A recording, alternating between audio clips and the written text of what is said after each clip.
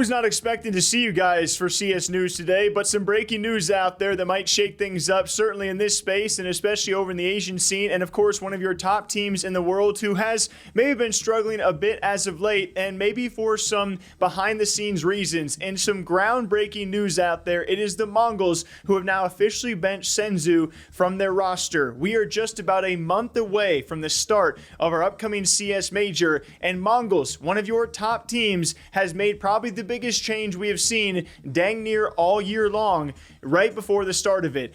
This at face value did not make any sense. Of course, people giving their initial reactions of what the heck could have happened for this to be happening right now to the Mongols. I mean, this is a team who, yes, ups and downs like many top teams have had so far this year when it comes to playoff performances, but have still come away with a big win, I should say, and still a contending team to take this upcoming major.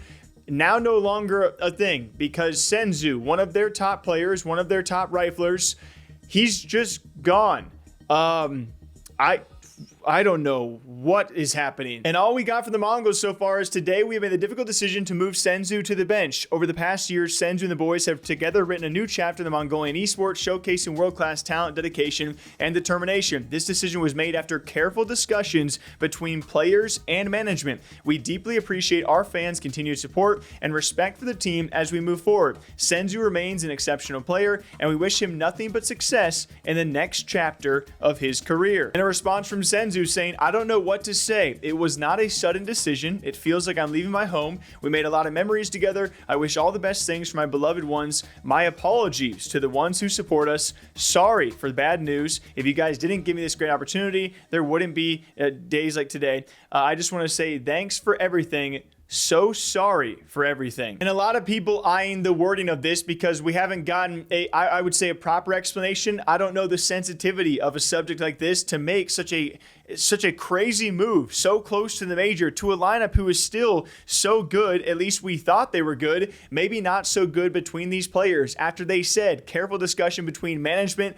and the players. And of course you have Senzu saying this is not a sudden decision, so maybe something that's been talked about for some time, but to decide to do it now. And a lot of people also noticing, and I find it hard to kind of not notice this, the amount of apologies and sorries in his statement has a few people worried about, okay, what did you do? What exactly happened? Which I think at this rate would be fair to say we probably will never know. We rarely get to see the inner workings of why decisions like this are so crazily made and such brash decisions so close to the pinnacle event of the year. This is going to shake things up for sure. What is the future of Mongols? What is their major going to look like? The most important question, besides what happened to Senzu, what happened between these players, what did he maybe do or not do enough of, we don't know. But who will replace the Senzu shoes? Because this is a player with some very high highs. And yes, bit of a wild card, has some low lows, but still, I mean, fit right into this team. And a reason why this team has succeeded before. We are talking about a previous major grand finalists, and they raised a trophy this year, and now they're just and the number one team of all time for Asia. They've brought Asia to the forefront, Mongolia to the forefront of CS, and now to make this change out of nowhere with no real explanation, yeah, people are going to be curious. And it sucks. No matter what happened, it sucks because this will be the end of an era. For such a long time, when you think about Mongols, you think about same five faces plus coach. And so this one definitely sucks. And we await to see. Mazzino's had nice messages too. It's still a very young team, a team with very high potential. And I'm sure the replacement will be, or has to be, something substantial for them to even consider doing this so close to the event. But yeah, that was the breaking news out there, guys. I don't know what else to say. What do you think about this? Mongols Senzu is no more. Very lastly, two people wondering, has he been bought out? Is that why this? I don't think a guy would apologize that much if he's been bought out. And I don't know who's buying a player like Senzu this close. That doesn't really make sense to me. Hope I'm wrong, but I highly doubt. I doubt that's the case. we wait to see more. And we also wait to see more what's happening with the Spirit Academy rosters and the future of them. What do they have, like 3 or 4 Academy rosters announced quite some time ago? Well, some controversy does happen when you sign, you know, dozens of young CS players out there. This was bound to be a problem, and now it's become a very big problem, as apparently they were playing the female Imperial team, the Valkyries, and well, Koga's one of the players from their Academy team. I think it's Spirit Academy White. I don't know how young he is. I'm going to assume very young based on the language he decided to use towards these ladies, as apparently during a matchmaking or pub, whatever you want to call it, he made the remark towards these women that he would give it to each of them in the mouth. Which, if you guys don't know, yes, that's misogynistic. That's also just a downright poor behavior thing to do and something you shouldn't do. As a professional player now signed to an Academy roster of one of the best teams in the world, I don't know how you say these things and expect them. You're also saying it to the top female team, one of the top female teams in the world. You don't expect them to like screenshot that or like talk about that at all, that kind of behavior and what it translates to. Very stupid. That's all I got to really say about that. It deserves a punishment. Hopefully we'll get one. We'll see if Team Spirit actually does respond on this. And yeah, that's what happens when you sign so many Academy rosters and maybe a lack of oversight of you're going to have some poor behavior, but that was something. Very bold move, Kogas. We'll see how that goes for him. And very lastly, for all of you guys, some more simple news out there, as we've already had the debut of Electronic on this roster. And have you guys been watching these matches for BC Game? It's been some odd back and forths, okay? And I'm going to full circle this and get to some more evidence or matches, but so far it's been for Sky Esports in an India championship, and I thought Sky Esports was also going out of business. What do I know anymore? But it was for a championship. It's an open qualifier for that championship over in India, so a series of matchups for BC Game, and against a team like, I thought it was Novak, casters called them Nova Q. It was a weird series because it was actually first BC Game. I believe they blew a 12-2 lead on Mirage. And it included like a ninja defuse, like 1v4 ninja defuse. It was bad. They blow a 12-2 lead, and they eventually lose that map. Going to try and lean around the bomb sites, but just non-committance there from the AWP. Now he goes falling. Tasman. All he can do is find exits. BC Game are going to be back up on map and series points. Straight for the ninja. Surely he wouldn't. Surely he wouldn't. Surely he wouldn't. Tasman! Tasman! There's no way! There's no way! The spray's off from Sim! Then this series somehow goes the distance, and I think every map was like a series of huge comebacks.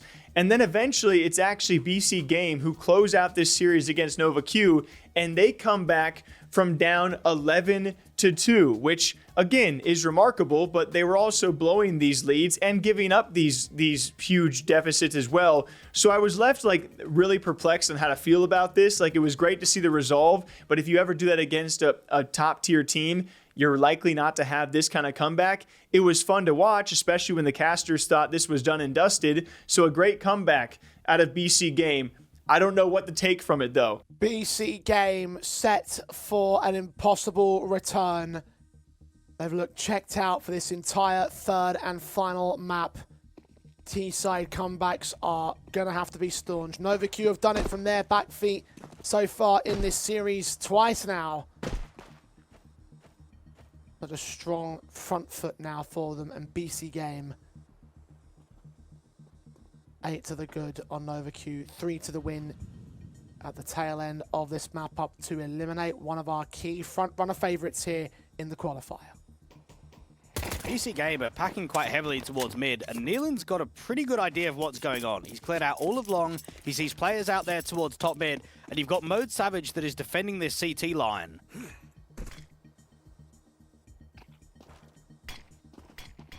Smokes in the way of the body block from MongolZ. We're going to block off that entrance towards CT, or at least to generate a gap there.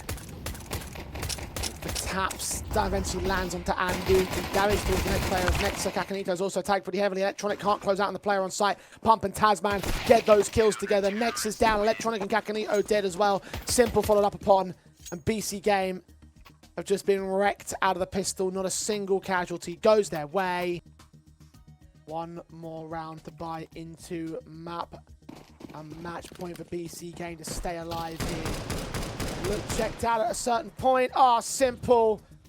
Gonna rub salt in the wound as MongolZ is Tapped down by the Oro sniper, this time to a kill. He caught tags before. Nealon picks up the AWP and tries to apply it. Pumps on down elsewhere. B site is open, S1mple. He's caught Nealon, raw bang, headshot through the door. And a 2v4 for NovaQ to maintain. It looks like BC Game are going to complete the comeback. The inexperience of NovaQ caught up to them in the end. They look lights out for a half. 2-11 deficit. BC Game have brought this one back from the brink.